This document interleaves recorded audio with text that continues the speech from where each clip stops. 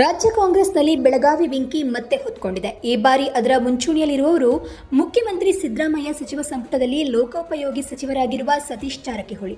ಅವರು ಬೆಳಗಾವಿ ಜಿಲ್ಲಾ ಉಸ್ತುವಾರಿ ಸಚಿವರು ಹೌದು, ಪ್ರದೇಶ ಕಾಂಗ್ರೆಸ್ ಸಮಿತಿಯ ಕಾರ್ಯಾಧ್ಯಕ್ಷರು ಹೌದು.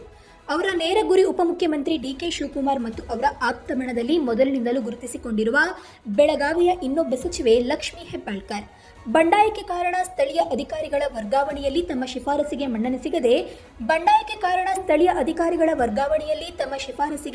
ಮನ್ನಣೆ ಸಿಗದೆ ಸಹೋದ್ಯೋಗಿ ಸಚಿವೆ ಮಾತನಾಡಿದಿರೋದು ಮತ್ತು ಅದಕ್ಕೆ ಡಿಕೆ ಶಿವಕುಮಾರ್ ಬೆಂಬಲ ಇದೆ ಎಂಬ ಅನುಮಾನಗಳು ವ್ಯಕ್ತವಾಗ್ತಾ ಇರೋದು.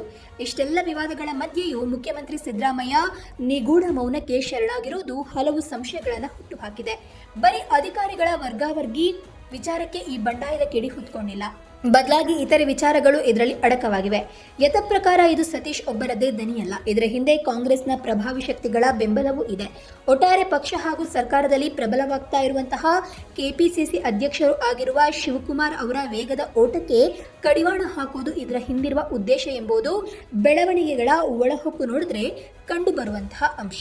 ಈ ಬೆಳವಣಿಗೆಗಳು ಒಂದ್ ಕಡೆಯಾದ್ರೆ ಇದರ ನಡುವೆಯೇ ಆದಾಯಕ್ಕೂ ಮೀರಿ ಅಕ್ರಮವಾಗಿ ಆಸ್ತಿ ಸಂಪಾದಿಸಿದ ಆರೋಪಕ್ಕೆ ಸಂಬಂಧಿಸಿದಂತೆ ಸಿಬಿಐ ತನಿಖೆಗೆ ನೀಡಿದಂತಹ ತಡೆಯಾಜ್ಞೆಯನ್ನು ತೆರವು ಮಾಡಿರುವಂತಹ ಹೈಕೋರ್ಟ್ 3 ತಿಂಗಳಲ್ಲಿ ತನಿಖೆ ಮುಗಿಸುವಂತೆ ಸೂಚನೆ ನೀಡಿದೆ. ಇದು ಕೂಡ ಶಿವಕುಮಾರ್ ಪಾಲಿಗೆ ಮತ್ತೊಂದು ರೀತಿಯಲ್ಲಿ ಹೊಸ ಸಂಕಷ್ಟವನ್ನು ತಂದೊಡ್ಡಿದೆ. ಇನ್ನು ಜಾರಕಿಹೊಳಿ ಸಹೋದರರ ಪೈಕಿ ಹೆಚ್ಚು ಮಾತನಾಡದ ಆದರೆ ಗಂಭೀರ ಸ್ವಭಾವದ ಸತೀಶ್ ಜಾರಕಿಹೊಳಿ ಬೆಳಗಾವಿ ರಾಜಕಾರಣದಲ್ಲಿ ತಮ್ಮದೇ ಪಾರುಪತ್ಯ ಕಾಪಾಡಿಕೊಂಡಿದ್ದಾರೆ. ಅದನ್ನು ಮೀರಿ ಯಾರೂ ಬೆಳೆಯುವಂತಿಲ್ಲ. ಹಾಗೊಂದು ವೇಳೆ ಬೆಳೆಯಲು ಪ್ರಯತ್ನಿಸಿದವರು ರಾಜಕೀಯವಾಗಿ ಮೂಲೆ ಗುಂಪಾಗಿದ್ದಾರೆ. ಅವರೊಬ್ಬರೇ ಅಲ್ಲ, ಅವರ ಸೋದರ ಈಗ ಬಿಜೆಪಿಯಲ್ಲಿರುವ ಮಾಜಿ ಸಚಿವ ರಮೇಶ್ ಜಾರಕಿಹೊಳಿ ಕೂಡ ಇದಕ್ಕೆ ಹೊರತಲ್ಲ. ಈ ಹಿಂದೆ ಜೆಡಿಎಸ್ ಕಾಂಗ್ರೆಸ್ ಮೈತ್ರಿ ಸರ್ಕಾರವಿದ್ದಾಗ ಬೆಳಗಾವಿ ಸಹಕಾರಿ ಬ್ಯಾಂಕ್ ಚುನಾವಣೆಗೆ ಸಂಬಂಧಿಸಿದಂತೆ ಆಗಲೂ ಶಾಸಕರಾಗಿದ್ದ ಲಕ್ಷ್ಮೀ ಹೆಬ್ಬಾಳ್ಕರ್ ಮತ್ತು ರಮೇಶ್ ಜಾರಕಿಹೊಳಿ ನಡುವೆ ಪ್ರತಿಷ್ಠೆಯ ದೊಡ್ಡ ಕದನವೇ ನಡೆದಿತ್ತು. ಆಗಲೂ ಕೂಡ ಶಿವಕುಮಾರ್ ಹೆಬ್ಬಾಳ್ಕರ್ ಪರ ನಿಂತಿದ್ರು. ಕಡೆಗೆ ಈ ಕಾಳಗ ಮೈತ್ರಿ ಸರ್ಕಾರಕ್ಕೆ ಮುಳ್ಳಾಯಿತು. ಈಗ ಮತ್ತೆ ಶುರುವಾಗಿರುವ ಕದನದಲ್ಲಿ ರಮೇಶ್ ಜಾಗದಲ್ಲಿ ಸತೀಶ್ ನಿಂತಿದ್ದಾರೆ.